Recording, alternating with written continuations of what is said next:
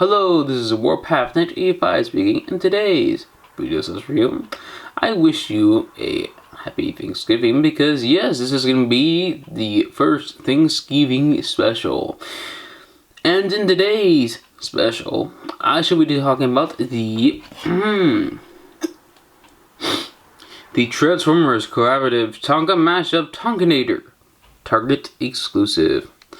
Of course, this is a repaint / retool of all the Constructicons, and of course, Devastator himself, into Tonkanator and all his little buddies as he turns into, technically. The first one I shall be talking about will be Megadozer, I believe, or Mega Holler. No, it's Mega Holler. The TF Wiki pulled up here because their names are quite forgettable. Who is obviously a retool. I'm trying to focus on him, but his chroma is so shiny. I might have to pull my camera back a little further. There you go. So yeah, he's just a retool / repaint of good old I'm forgetting his name. I believe his name is Long Haul. Yes, there you go. And good news, I have to keep my phone because this will be a very hard review because the next one is Megadozer. A easy / simple repaint / retool of good old Bone Crusher.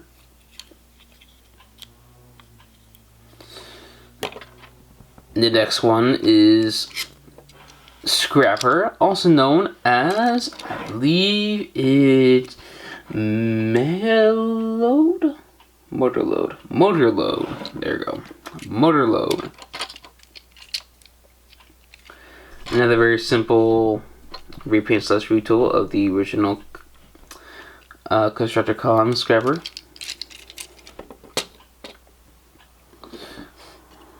Another one is Scavenger, now renamed. I believe it's Power Digger, right? Yeah, Power Digger. Very shiny. Next one is Skyhook. Trying to focus him, but I think my camera's a little bit too close to the table, but yeah. Looks nice. Another very simple repaint / retool of the original figure. And I should talk about later if it comes to the general retool part. And finally, the last one, Motor Mix, also known as Mixmaster. So, like actual Tonka toys, they do have some die-cast pieces, either be the little connectors to the combine mode on Skyhook, not Skyhook, but Power Digger, or even sometimes the little metal bars that connect to figures, like on Skyhook. Right here, it's die-cast. Like one of the figure has like the chassis made of die-cast. I can't remember which one. I'm trying to I think, yeah, I think it's Megadozer.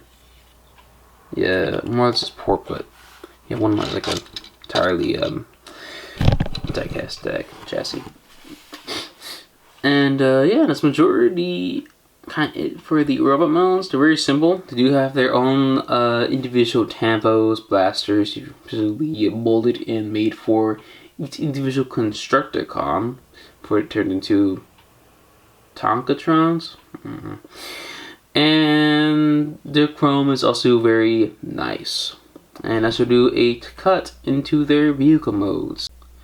And here they are in the vehicle mode, and of course they are quite simple little tiny vehicles. For comparison, just grab this.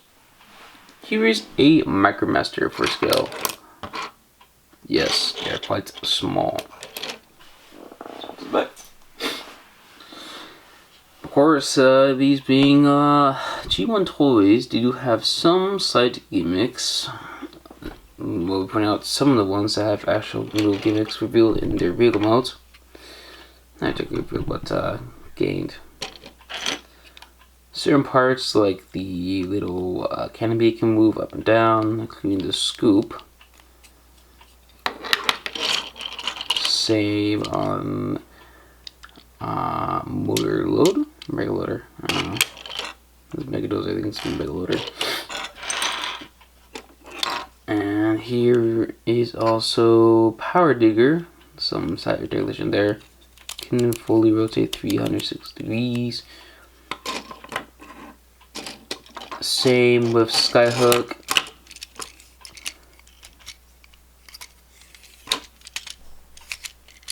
And some movement with the actual crane arm. And it's back right there. And with motor mix, it's kind of just mostly just the actual I can't remember what it's called. I think it's mixing barrel. Can't remember. This is also technically some articulation with Mega Hauler. What is Motor Hauler? This is Mega Hauler. Yeah, Mega Hauler. We just kind of move up and down with the actual dump truck bit, whatever. I can't remember the actual name of this. I try to focus on it, but it's kind of hard. So yeah, they kind of doesn't work because his wheels are attached to his legs, so it kind of moves along with the actual dumping thing. So yeah, some of them have a pretty decent amount of articulation, others kind of don't. And the reason I kind of bring up these technical retools is that some of them can't really fire off their missiles, or others can't really technically fire missiles even in road mode. I don't have it actually attached here, but it will actually fire. There's no spring here. You can just hear it. No spring. Which just sucks because that would be cool for general gimmick purposes, playability. And for other gimmicks, you can actually attach some of the combiner bits. And just plug this back on here. And you have to be careful when majority of this because this is quite fragile plastic they technically use for this toy. I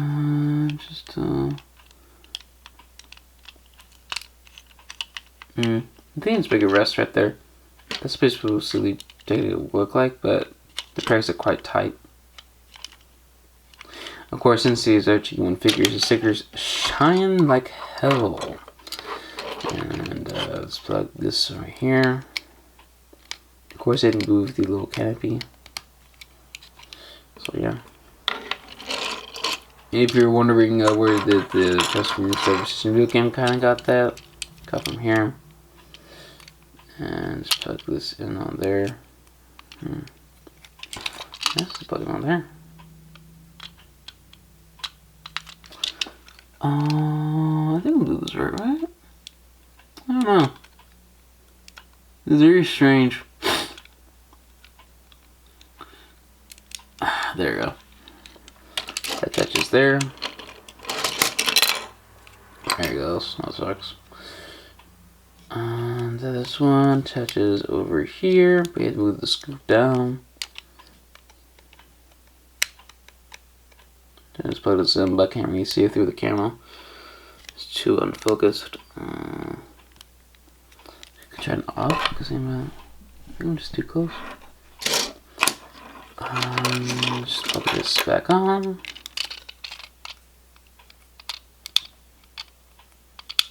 And I just leave it off. That's refusing to plug back on. This plugs onto here via this little giant peg. Whoa, that just shut up. Let's put this back on there.